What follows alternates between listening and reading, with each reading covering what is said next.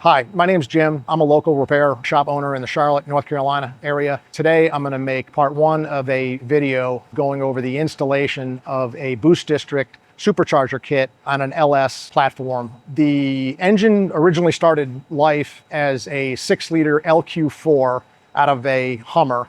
We tore the engine down. We put all the internals in it, 6.6-liter stroker kit. We put the correct cam, valve springs, rocker, all the necessary internals to handle the load of the supercharger on this engine. So not going to get too much into the actual build of the engine because these superchargers will work with just about a bone stock engine with an upgraded camshaft, and they'll produce plenty of power for whatever you're trying to accomplish. He wanted, to target that 700 to 800 horsepower range. So we decided to go with the LQ4 iron block aluminum cylinder head LS platform as a foundation for this build. Back in August 26th, I ordered a supercharger kit from Boost District, and it was actually supposed to be the Magnuson 2650. Apparently there was some problems getting that particular supercharger. After a few months, they upgraded the order to a Whipple 3-liter supercharger instead of the Magnuson 2650,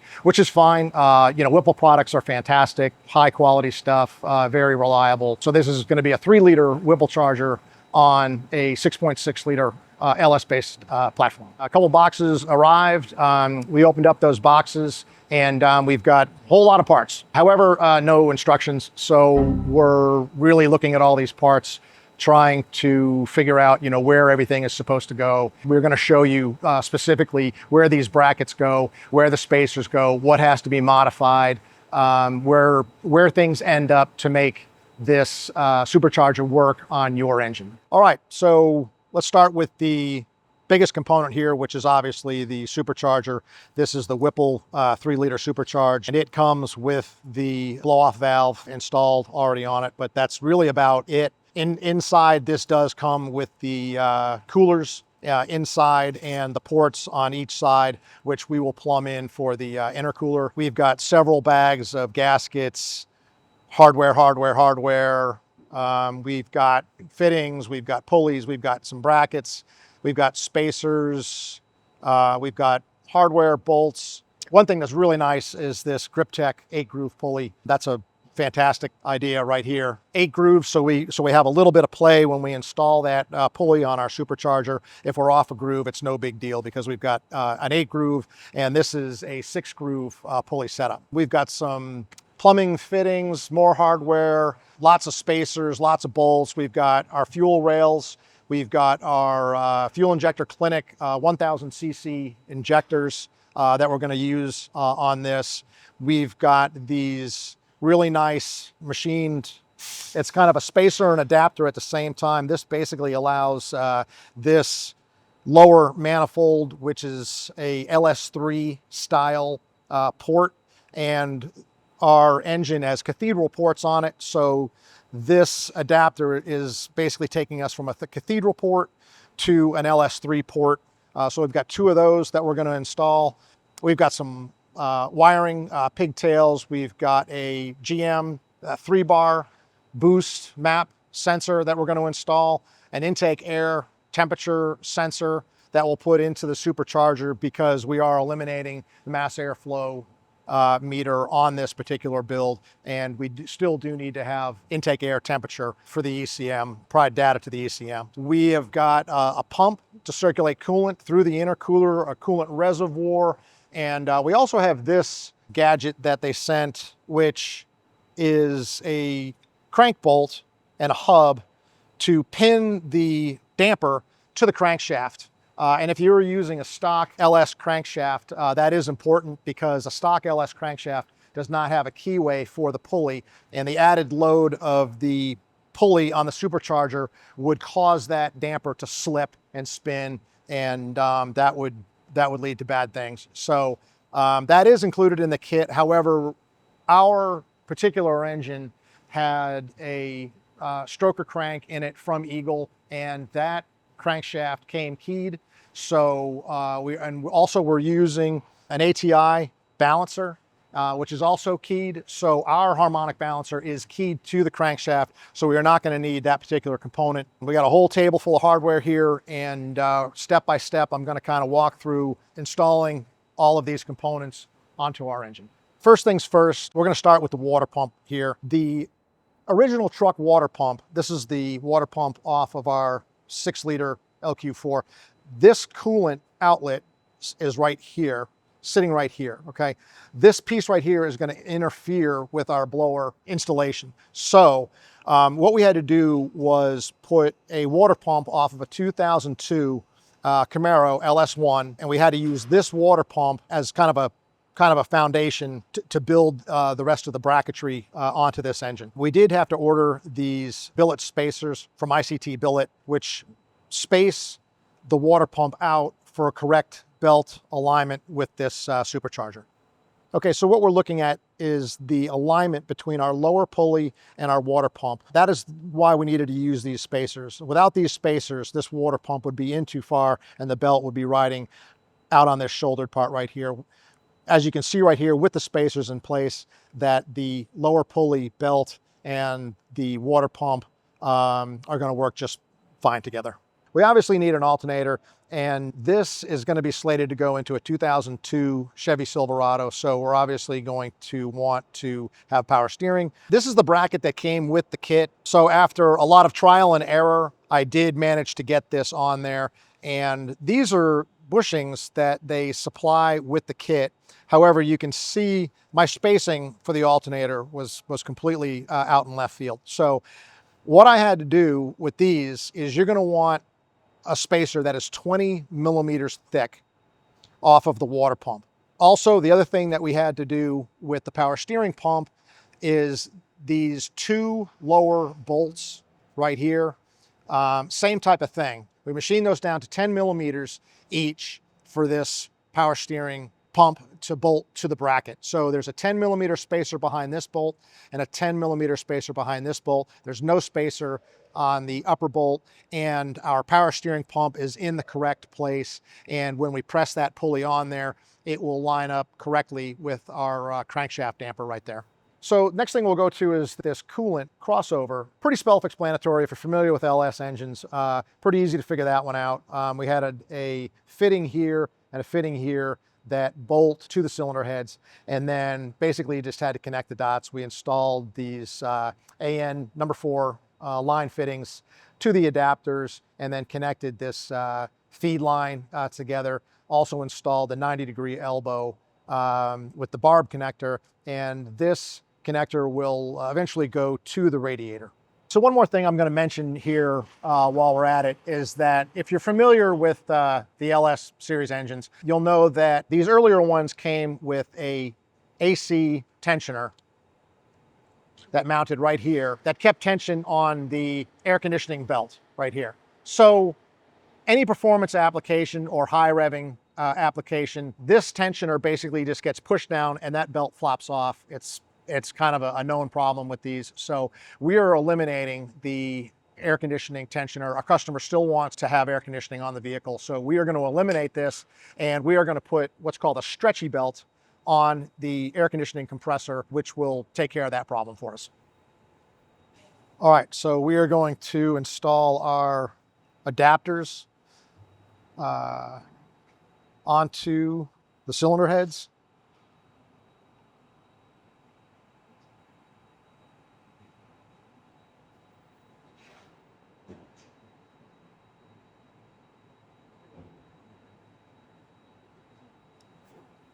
And then here is our meat and potatoes, which is the blower supercharger manifold assembly. We are going to lay this down.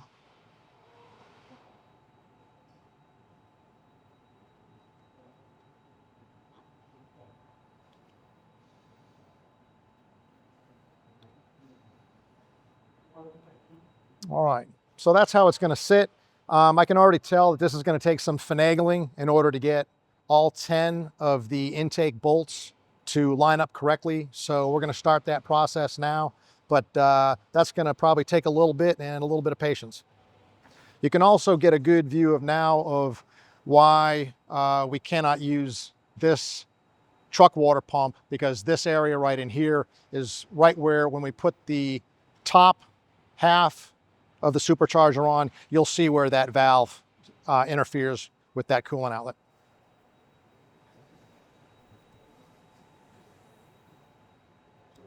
Bolts. Get a good shot. Yeah, this is going to be. So what I'm going to do is I'm going to put probably a couple in on this side, because this side is lined up. This side is not lined up yet. So I'm going to start over here, leave the bolts loose, and then kind of work back and forth until I get all 10 manifold bolts in.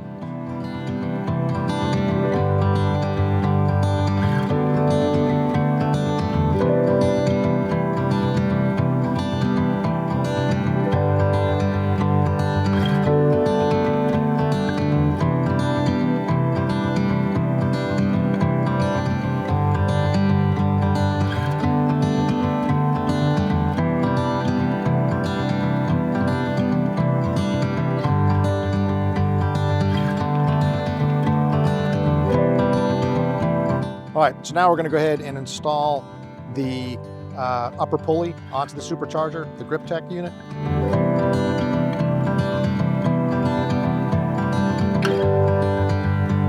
This looks like it should go here.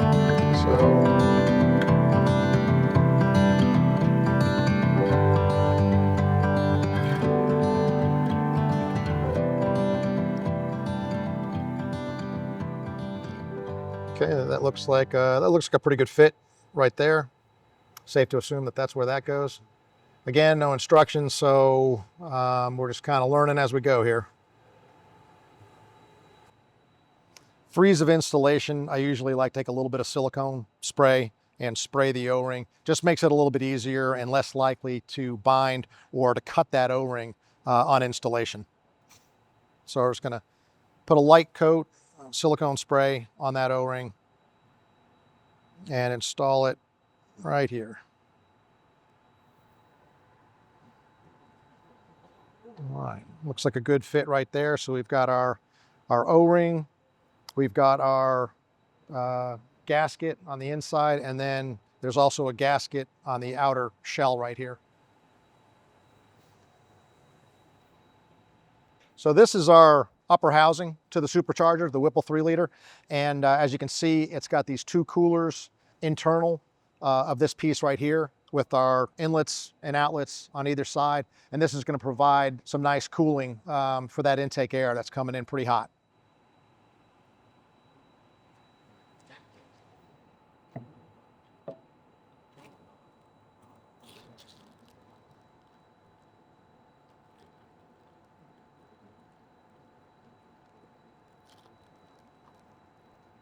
We're going to walk that down. It's a pretty snug fit with that O-ring. That's where the silicone helps just a little bit.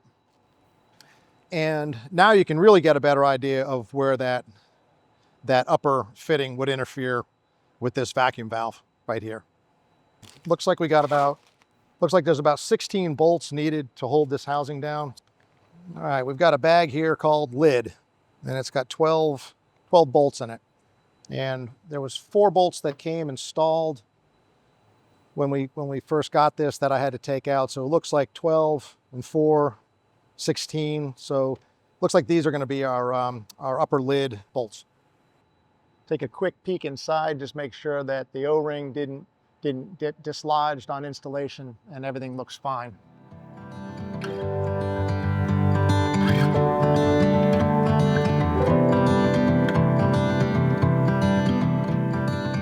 Okay, so now our blower is installed and everything is mounted and torqued, and I've watched enough things online where I'm pretty sure I know where these guys go.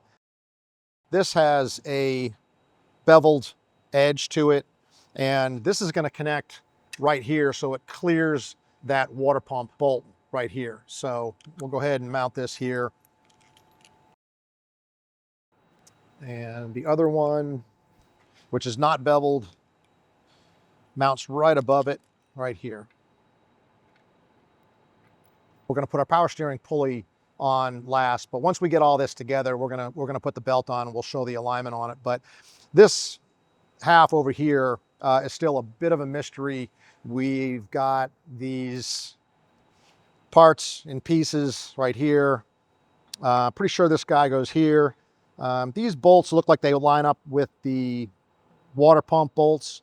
However, it does not fit anywhere in that location. So this piece is a bit of a mystery. I'm not sure that it's even supposed to be used on this application, but I'm gonna get on the internet and see what I can find out about, you know, this side right here, and look at some more blower belt routing diagrams. We need to get the right side of the belt drive system sorted out. We've already sorted out this side. Everything looks good over here. This side, we were trying to figure out, you know, some of these pieces right here, where they went, and it's just, we can't really get any direction on it, and we've run out of time. We're just gonna kind of forget about that part of the kit right there. Did some poking around on the internet, found a company called ICT Billet.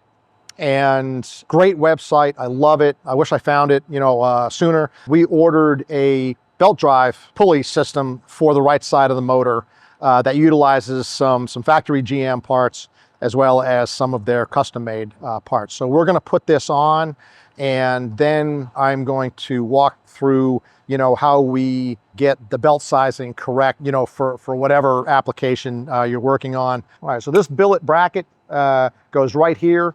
These 3 bolts that come with the kit go through the water pump and into the block. So we'll get this on first.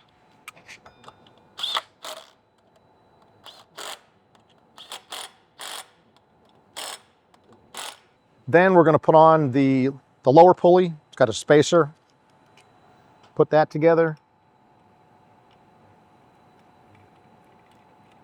So the steel bolts going into a billet aluminum bracket, I do put a little bit of anti-seize on them. That's that silver stuff you see on my fingers.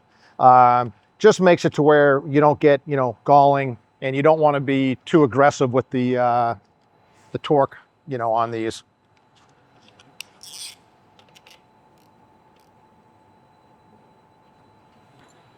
All right, now we're going to install the upper bracket again. We've got some steel bolts going into an aluminum head, so we're going to put a little bit of anti-seize on there.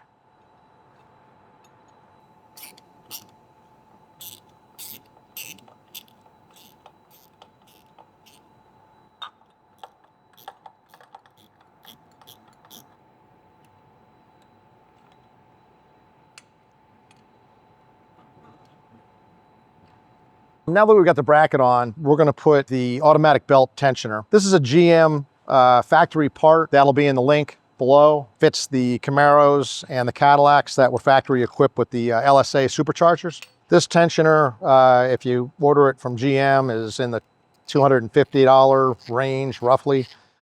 I've seen these on eBay and Summit Racing, different you know, supply houses for less, you know, maybe around $230, $240. And I've seen them on Amazon and eBay for as little as about $100. So obviously a difference in quality, but I went with the genuine GM version. Now we are going to figure out what size serpentine belt we need to fit this. All right, so we've got a diagram, pulled that off of ICT's website, which gives me kind of a rough idea of the belt routing.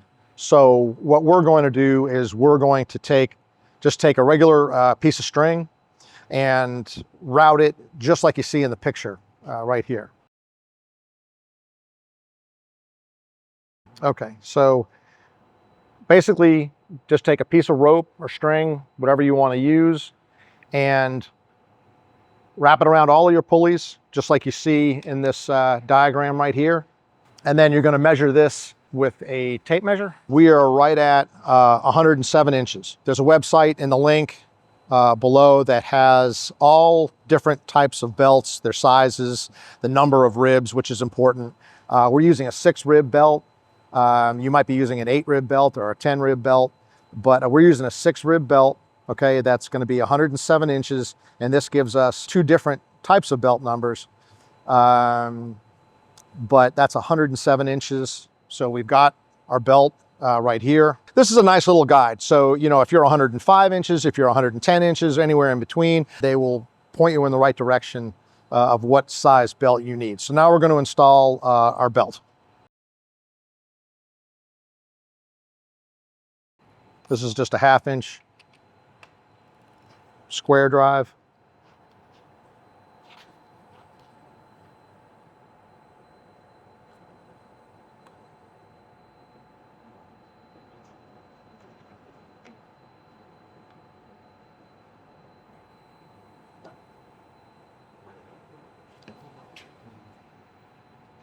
All right, and there's our belt. The tensioner has got 2 hash marks on it on the body, and then it's got 1 hash mark on the other side of this. And you want to make sure that this hash mark is in between these 2. When the belt stretches after use and it goes outside these lines, time to replace the belt. So we're in between those 2 hash marks, we're good to go. All right, so our belt is on, finally. We've got all of our pulleys, everything's in alignment. We're gonna move on to the throttle body. With this 3-liter Whipple charger though, the cable operated throttle body, if we just try to bolt it on, the idle air control motor, which sits right here, is gonna hit this housing right here, okay? So we need to move this out. Found a company, the link's below, that sells a 1-inch spacer with the hardware. So we are going to install this to move our throttle body out to where we have enough clearance for this. At the same time, since it's not an electronic throttle body, it's cable operated, we do need to put the cable bracket on. Summit Racing sells these. I'll put the link below for that, where they sell these. It's adjustable. You have one for cruise control if you decide to keep cruise control for a factory setup, but nice little bracket here that makes it life a little easier for us.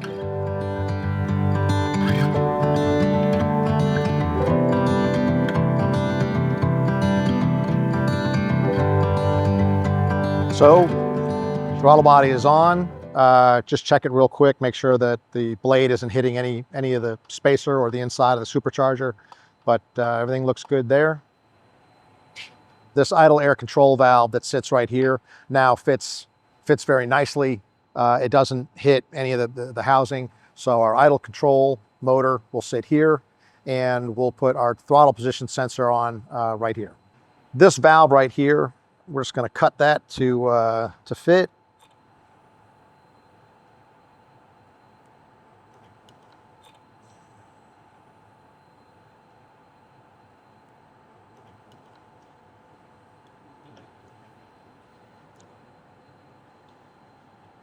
And what this valve does is, you're not always using the supercharger. You're not always in boost, as they say. If you're just driving, you know, on the highway, 60 miles an hour, 70 miles an hour, there's going to be vacuum in this portion of the manifold. And what that'll do is that vacuum will pull this actuator down and open a valve inside the supercharger to where it's just bypassing air. So it reduces the parasitic load. Now, as soon as you crack the throttle, no more vacuum.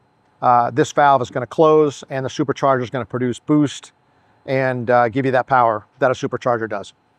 This is the bulk of what needs to be done. Basically, we're going to put plugs and wires on it. The next video will be installing this in our 2002 Silverado. We're not going to be able to use a mechanical fan anymore because of the water pump that we're using. So we are going to use electric fans. And I'll go over more of that with the wiring and the fan patch kits that you can buy to do that. That's an easy modification to this.